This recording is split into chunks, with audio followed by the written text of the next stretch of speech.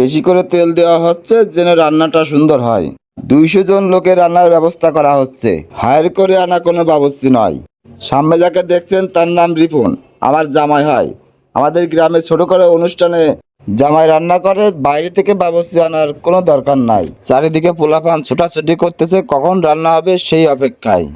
কথা বলতে বলতে এক ডেক রান্না হয়ে গেল। রান্নার কালারটা দেখা যাক, অসাধারণ কালার। আর কয়দিন পর রিপন জামাই আন্তর্জাতিক মানের বাবুর্চি হয়ে যাবে, কোনো সন্দেহ নেই তাতে। খেলা হলে রান্না হবে, ঐতিহ্য বহন করছে অনেক দিন থেকে। এদিকে আমার ভগ্নিপতি ফাঁকা মাঠের ভিতরে গরম তেলের ভিতরে ডুবোই ডুবোই আলু চপ, পেঁয়াজি আর ভাজাভাজি শুরু করতেছে। পাপড় তো কমান খাবার। সত্যি কথা বলতে পারি, তার সময় ভুল করে চলে আসছি, 1 টাকাও নিয়ে আসেনি। আমাদের ভগ্নিপতির মন ভালো, আমার 30 টাকার বাকি দিছি। হ্যাঁ কাকা খেলবি গোল কি হ্যাঁ বানু তুই কি বাপ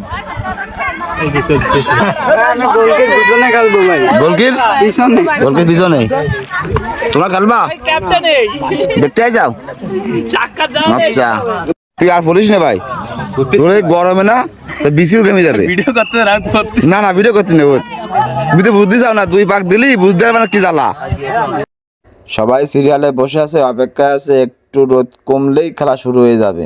কারণ এত রোদের ভিতরে যদি ফুটবল খেলা শুরু হয়ে যায়, তাহলে 34 মাসে কুকুর যেমন গরমে ছুটে বেড়ায়, জিভে এক হাত বেরিয়ে যায়, তেমনটাই হয়ে যাবে। হাতের দিকে ভালো করে তাকায় দেখেন, হরলিক্সের কুড়ো খুলেছে, খেয়ে একটু পাওয়ার নিয়ে নিচ্ছে, কারণ একটু পরেই মাঠে তার খেলতে হবে। যে পরিমাণে গরম আর সেই পরিমাণে ঠাটা পড়া রোদ। চারিদিকে একটা গাছও নেই, কোনো গাছের নিচে যে দাঁড়াবো।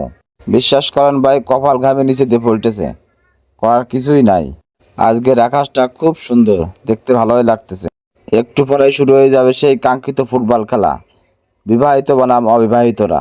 বিশ্বাস করেন ভাই, আমার জানা মতে বিবাহিতরা ফুটবল খেলে কখনো জিতে নাই। জিতবে কি করে? প্রত্যেকের ঘরের বউ তো একটা কথাই কয়, তুমি যা পারো তা আমার জানা আছে, তোমার মুরুদ আমার দেখা আছে।